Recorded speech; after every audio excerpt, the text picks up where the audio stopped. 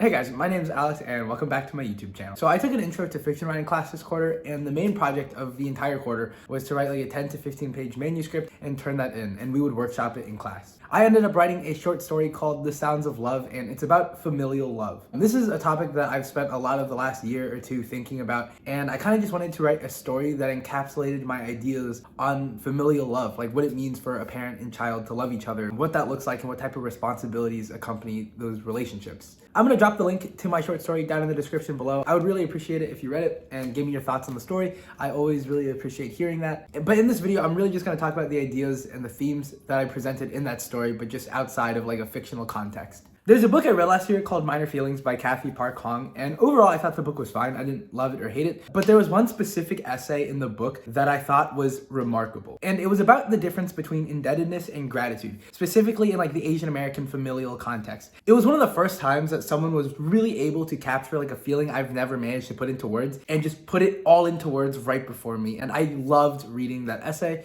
According to Hong, the difference between indebtedness and gratitude is that gratitude is something you feel for things that you are given for free and that you never have to pay back, while indebtedness is the crushing responsibility that you can feel for having to pay back the good things that have been done for you. And there's a point when the gratitude that you feel for someone can turn into this crushing feeling of indebtedness. And I just loved that that was acknowledged. For example, my mom has done more for me than I will ever be able to realistically do for her. My mom immigrated from Vietnam to America where she didn't speak the language. She has worked an insane amount of hours in her life to provide for me and like my brother. And on top of that, she does like all of the normal mom things. And there's nothing I can do in my life that will ever repay the amount of time and dedication that my mom has put into raising me. And I am endlessly grateful for what my mom has done for me. I would never have been able to achieve like a fraction of what I've been able to do with my life if it were not for my mom, undoubtedly. And while I am endlessly grateful for that, I think there are times when I have felt in my life that my mom has also placed like this uncarryable burden on my shoulders.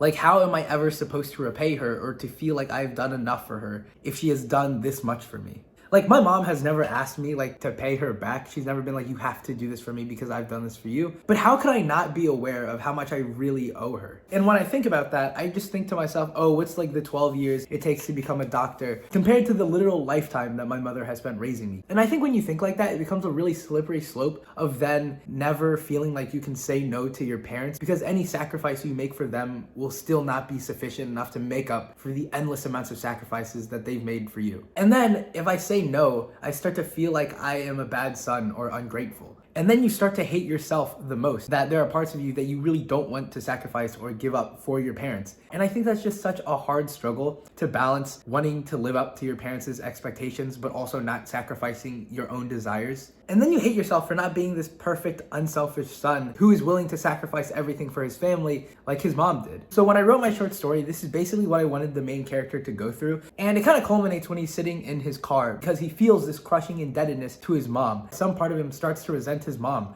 for giving him this crushing burden that he has to carry. And he's not an idiot. He realizes how stupid it is to be ungrateful and to resent the person who has given you everything you've ever had. So that's why the person that he ends up hating the most is himself. And I think that's just like a really hard cycle to go through, but I think it's something that a lot of kids do go through. There's another quote that I found last year that I absolutely loved, and it really shifted my whole perspective on the debt versus gratitude conflict. The quote is from one of my favorite anime, Origairu, and the quote is, "Love is not about obligation, but desire." The stress and pressure of responsibility comes from feeling like you don't have an option. For a time, I felt like I had to repay my parents, and I thought that's what love was, but it's not. Love is not about having to do things for people. Love is about wanting to do things for them. For example, when I think about my friends and the friends that I love, I want to be there for my friends. I want my friends to rely on me. I want my friends to come to me when they're sad, and I want to be there with them. I want the responsibility of being in my friends' lives. And that's how I started to see my parents. I want to provide for my parents. I want to buy my parents like a car or a house, and I want to be the one that is able to do that for them. But this only applies when it's something that you choose, when the responsibility is something that you willingly opt into. I think the feeling of debt versus gratitude is so distinct, and often they can come from the same things. But in my experience, the feeling of gratitude is light. It's weightless. It makes you want to work harder. It makes you inspired to go out and do more things in the world, versus the feeling of indebtedness, which weighs you down and makes it harder for you to do things and harder for you to breathe. So during my gap year, like the main character, I eventually told my parents that I did not want to be a CS major and that I wanted to major in in psych and then potentially be a writer when I grew up. And in my mind, the CS path has just always been way more like laid out and stable, and I know exactly how much money I can make, and I'll make a pretty good amount of it, versus like the whole psych path and maybe writing path were just like a lot more unclear to me, and I didn't know how my parents would react to that when I told them that. And so I was terrified to tell my mother that, like the main character was terrified to tell his mother. And my mom responded by telling me that I should do whatever makes me happy, because all that she wants from me is to be happy. And damn, there has never been a time in my life where I have wanted to make my mom more happy or proud than when she told me that I didn't need to do either of those things. Like, I realized that given the freedom to do whatever I want, I will choose my family. I will choose to make them proud, and I will choose to support them. And this is what I kind of wanted to represent in my story. His mom gives him the freedom to choose whatever he wants. And with that freedom, he chooses to get the CS degree and support his family. Another thing that I really want to touch upon here is the conflict between America's like hyper-individualism and just the community and family-oriented culture of the East. And I remember like a couple years ago when Crazy Rich Asians came out, me and my brother took our family to go watch the movie. And there's a scene in the movie where Eleanor, Nick's mom, says something along the lines of, "These Americans only know how to think about their own happiness. They're so selfish." And I just remember like hearing my mom whisper or like mutter, "She's so right. These people don't know what it means to be a part of a family." And I was like, what? Are we watching the same movie? Like, it is really clear from almost everyone's perspective that Eleanor is like the villain of the movie. She basically just doesn't let her ultra wealthy son marry this girl because of their family's social status and wealth. Everyone is just like, wow, that's ridiculous. Nick should do whatever makes him happy.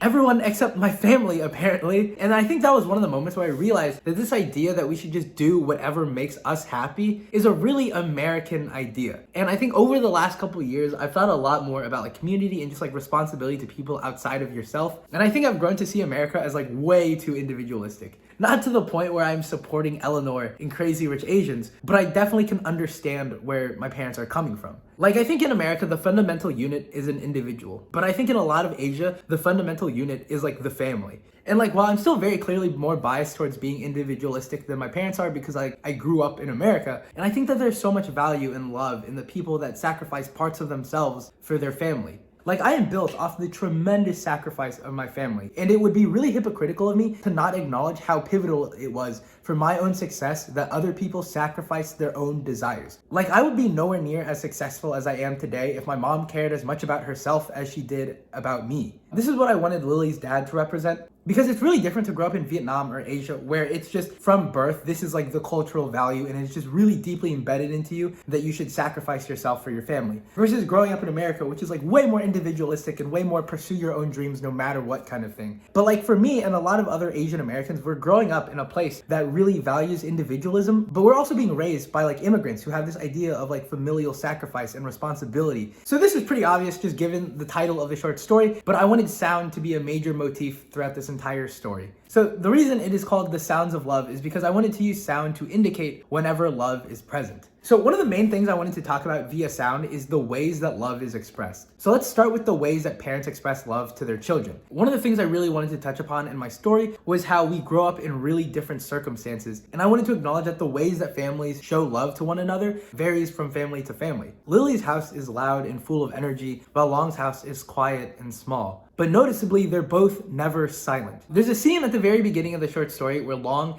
is sitting down at dinner and he's eating with his mom, and they're not really saying anything, it's silent. Except it's not silent. Even when they aren't saying anything, there's always some sound there. Whether it's the scratching of chopsticks against a bowl, the knife against the cutting board, or the clinking of dishes, there is always sound in Long's house. The sounds are less loud, but they're always there. And then the last part is what I really wanted to write the crux of the story about, and that's how children show love to their parents. And the story ultimately revolves around what does Long do in order to repay his mother for all of the things that she has done for him. Long has this impression, like I mentioned at the beginning of the video, that in order to repay his mom back for the things that she has done for him, he has to get a really high-paying, stable job and buy her a house and a car and do all of those things. Then he talks to Lily's dad and he sees an example of someone that has sacrificed their own dreams to provide for their family. And he sees that Lily's dad turns out alright, like he doesn't regret his life horribly. But at the same time, he talks to Lily, and part of Lily wants to have seen her dad achieve her dreams. I also want my future kids to think that they can do whatever they want with their lives, that they can achieve all of their dreams. And I think there's real value in being that model for your kid. However, I think it's like really important to acknowledge that's just not realistic. Like being able to achieve your dreams, I think requires a good amount of privilege. And it's not always realistic. And I think this is really important. One of the most important lines in the story, in my opinion,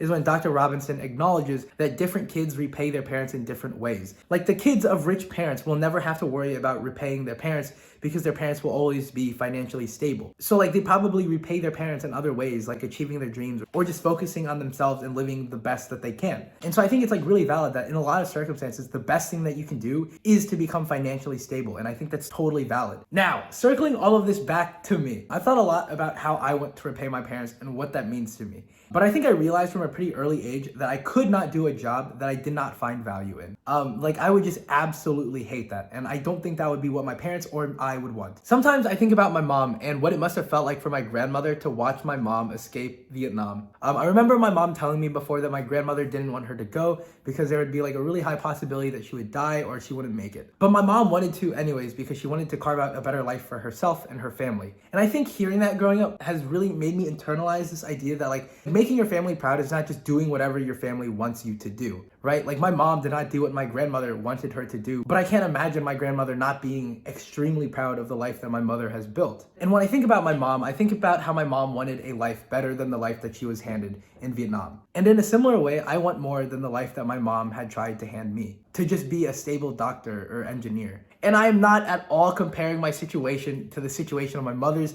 when she was escaping the Vietnam War. That would be ridiculous. But that's like part of the conclusion that I've reached. I think the best way that I can repay my parents is to get more out of life than they think I can. And this is what Long does at the end of the story. He sacrifices a lot, missed dates, time with friends, sleepless nights, in order to get his CS degree for his mom, but also the English degree for himself. He got both of them. My family was brought up in a time where the best thing that you could hope for was financial stability. I don't think my parents ever really thought about achieving their own dreams or desires. That just wasn't in the book for them. But I think I can do better. I want my cake and I want to eat it too. Like I promise I will find a way to be financially stable and support my parents, but I'm going to do it on my terms. I will take the life and the blessings that they have given me, and I will go further than they thought possible.